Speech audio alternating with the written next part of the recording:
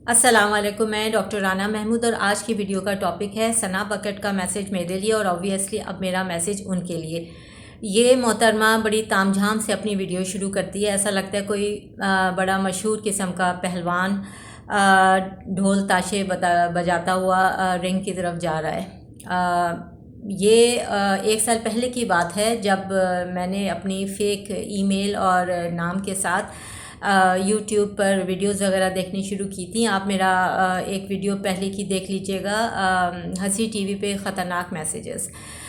تو میں نے ABCXYZ کر کے ای میل بنایا اور ڈاکٹر پاکیزہ فرام USA کر کے میں ویڈیوز دیکھ کر کمنٹ کیا کرتی تھی، بڑے خطرناک قسم کے۔ پھر مجھے اس کے رسپانس میں میسیجز آیا کرتے تھے تو میں بڑی پریشان رہتی تھی۔ اسی طرح جب ثنا بکٹ کا میں ویڈیو دیکھ رہی تھی جس کا ٹاپک جو تھا وہ کہیں دور دور سے بھی کسی بک سے ریلیٹڈ نہیں تھا، اس وقت میں اپنی یہ جو بک ہے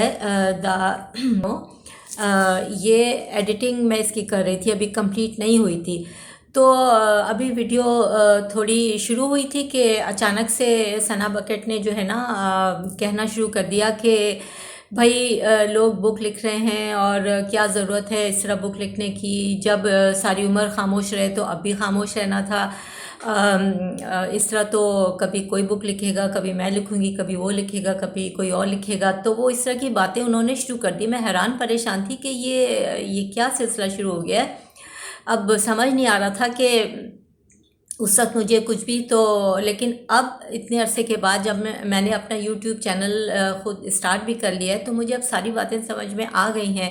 یا تو انہوں نے جو وہ کرپٹ لوگ تھے جن کے خلاف میں اسٹرگل بھی کر رہی ہوں بہت سالوں سے، اور یہ میں نے بک بھی لکھی ہے، جیسے یہ جو میڈیا کا جو ڈائریکٹر جنرل تھا اور ہیومن ٹریفکر ہو گیا، یا جو کمپنی سویگیس جس میں جاب کرتی تھی اور وہاں کی جو کرپٹ مینجمنٹ تھی، یا تو انہوں نے ان لوگوں سے پیسے وغیرہ لیے یا پھر دوستی یاری میں جو بھی تھا انہوں نے وہ میسیج مجھے بھیجا تھا۔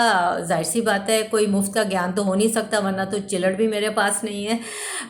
اب میں ان سے یہ کہنا چاہتی ہوں کہ محترمہ، کیا آپ مجھے جانتی ہیں؟ کیا آپ میری ایک جو فائٹ میں کر رہی ہوں، اسٹرگل میری 30 سال سے چلی آ رہی ہے کرپشن کے خلاف، کیا کبھی آپ کو پتہ ہے میں کن تکلیفوں سے گزری ہوں؟ میں نے کس طرح مجھے ملک چھوڑنا پڑا، مجھے اپنی فیملی چھوڑنی پڑی، مجھے اپنا بچہ چھوڑنا پڑا اس ساری جنگ میں، لڑائی میں۔ میں نے تو یہ شروع بھی نہیں کی تھی، یہ ان کرپٹ لوگوں نے خود ہی شروع کی تھی۔ تو کیا آپ کبھی اتنی سی بھی کسی تکلیف سے گزری ہیں؟ آپ کو پتہ ہے کہ کس طرح جو ہے وہ مجھے ملک سے نکالا گیا تھا؟ جب آپ کو میرے بارے میں کچھ بھی نہیں پتہ تو آپ صرف یہ منہ چھپا کے اور پیسوں کے لیے یا دوستی یاری میں آپ کچھ بھی کہہ سکتی ہیں، کچھ بھی کر سکتی ہیں۔ یہ آپ تھوڑا سوچ لیجئے گا۔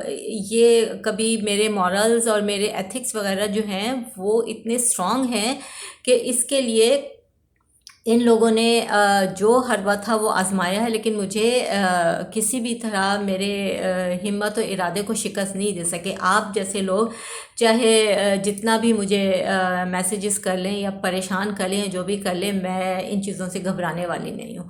اللہ حافظ۔